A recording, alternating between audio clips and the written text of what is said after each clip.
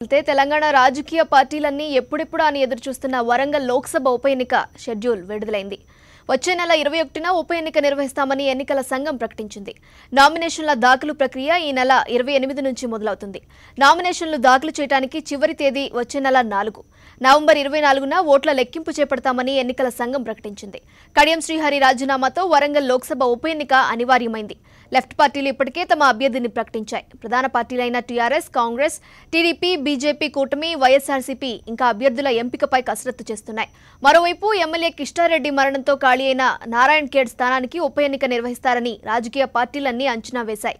కానీ ఎన్నికల సంఘం విడుదల చేసిన షెడ్యూల్లో నారాయణ్ ఖేడ్ ప్రస్తావన లేదు. వరంగల్ ఉప ఎన్నికకు సంబంధించి మరిన్ని వివరాలు మా కరెస్పాండెంట్ సునీల్ అందిస్తారు. సునీల్, చెప్పండి, ఓరుగల్లు పోరు ఎలా ఉండబోతోంది? అధికార టీఆర్ఎస్ అంచనాలు ఎలా ఉన్నాయి? నీలిమ, వరంగల్ లోక్సభ ఉప ఎన్నికల షెడ్యూల్ విడుదలైంది. నోటిఫికేషన్ ఈ నెల 28న జారీ అవుతుంది. నామినేషన్ల ప్రక్రియ కూడా అదే రోజు ప్రారంభమవుతుంది. వచ్చే నెల 4వ తేదీన నామినేషన్ల తుది గడువు. ఓటింగ్ వచ్చేసి వచ్చే నెల 21న, కౌంటింగ్ 24న ఉంటుంది. ఇప్పటికే అన్ని పార్టీలు, అధికార టీఆర్ఎస్, ప్రతిపక్ష కాంగ్రెస్, టీడీపీ, బీజేపీ కూటమి, లెఫ్ట్ పార్టీలన్నీ కూడా ఈ ఎన్నికలపైన కసరత్తు చేస్తున్నాయి. లెఫ్ట్ పార్టీలు ఇప్పటికే ప్రొఫెసర్ గాలి వినోద్ కుమార్ ను తమ అభ్యర్థిగా ప్రకటించాయి. ప్రతిపక్ష కాంగ్రెస్ కూడా మొన్న సోమవారమే హైకమాండ్ నేత దిగ్విజయ్ సింగ్ వరంగల్ కు వెళ్లి జిల్లా కాంగ్రెస్ నేతలతో భేటీ అయ్యారు. ఉప ఎన్నికకు సంబంధించిన కసరత్తు చేశారు. ఇక అధికార టీఆర్ఎస్ అయితే మొదటి నుంచి కూడా మా సిట్టింగ్ సీటు మేము నిలబెట్టుకుంటామని చెప్తోంది.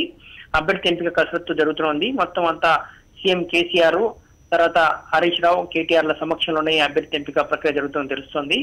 ఎర్రోళ్ల శ్రీనివాసు, ఇటీవలే టీఆర్ఎస్ లో చేరినటువంటి పరంజ్యోతి లాంటి అభ్యర్థుల పేర్లు వినిపిస్తున్నాయి. ఇక టీడీపీ, బీజేపీ కూటమిలో నుంచి బీజేపీ గతంలో ఇక్కడి నుంచి పోటీ చేసింది. ఆ పార్టీ తరఫున పోటీ చేసినటువంటి పరమేశ్ అనేటువంటి నాయకుడు ఇటీవలే టీఆర్ఎస్ లో చేరారు. దాంతో బీజేపీకి బలమైన అభ్యర్థి దొరకడం కరువైంది.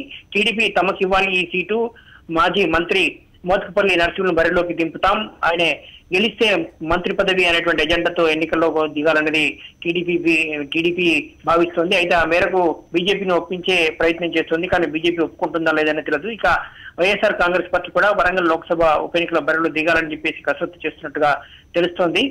ఈ వారం రోజుల్లోనే అన్ని ప్రధాన పార్టీలు కూడా తమ అభ్యర్థులను ప్రకటించే అవకాశం ఉంది. ఇది అధికార టీఆర్ఎస్ కు ప్రతిష్టాత్మకం. తాము గెలుచుకున్నటువంటి సీటు జనరల్ ఎలక్షన్స్ లో కడియం శ్రీహరిని ఉప ముఖ్యమంత్రిగా తీసుకురావడంతో ఆ సీటు ఖాళీ చేయాల్సి వచ్చింది.